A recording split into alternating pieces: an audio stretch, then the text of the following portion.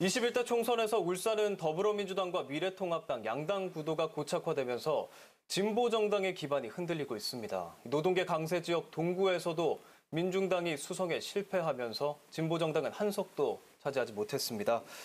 이런 가운데 이 민중당 김종은 의원과 함께 오늘 진보 정치가 나아가야 할 방향에 대해서 알아보겠습니다. 어서 오세요. 안녕하세요. 네, 안녕하세요. 반갑습니다.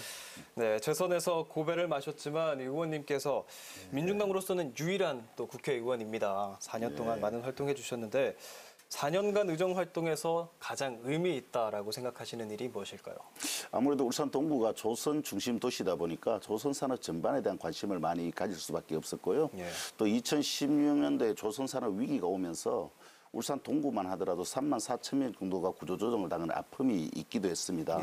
그래서 조선 산업 살리기 국회의원 모임을 만들기도 했고 또 조선 전문가 모임을 만들어서 정부 정책 변화를 만들어내서 조선 산업이 여전히 우리 한국 사회의 주요한 산업이다.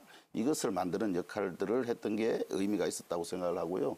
뭐 조선업 침체에다 코로나 사태까지 이어지면서 경제가 참 어려운 상황이 됐는데 이 동구의 경제 위기 극복할 수 있는 방안 무엇이라고 보나요?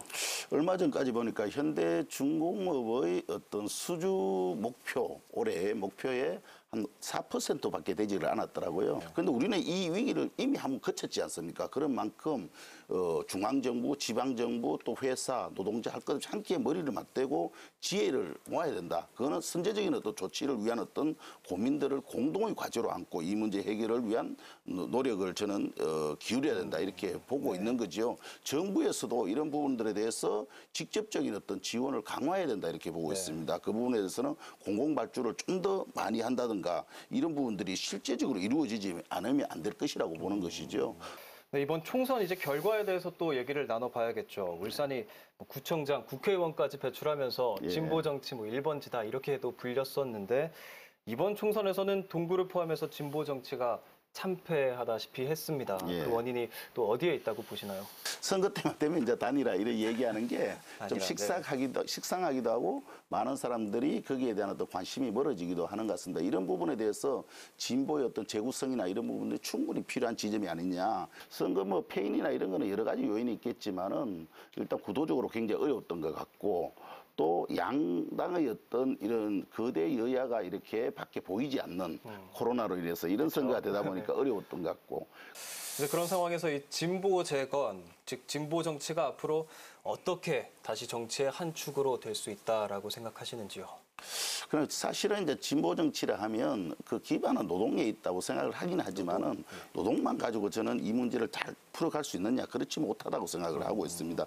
노동의 문제를 넘어서 의제의 어떤 다양성이 필요하다고 보여지고요. 다양한 계급 계층에 대한 어떤 의제 발굴 또 소통 이런 것이 필요한 지점이 있지 않을까 이렇게 여기고 있고요.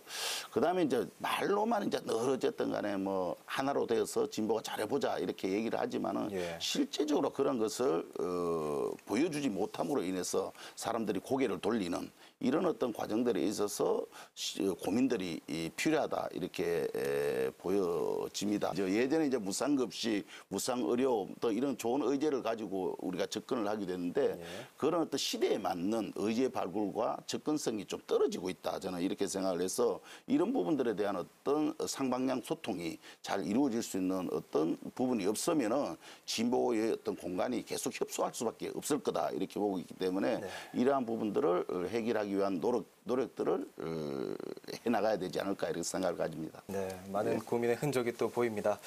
오늘 민중당 김종은 의원과 이야기 나눠봤습니다. 오늘 좋은 말씀 감사합니다. 예, 고맙습니다.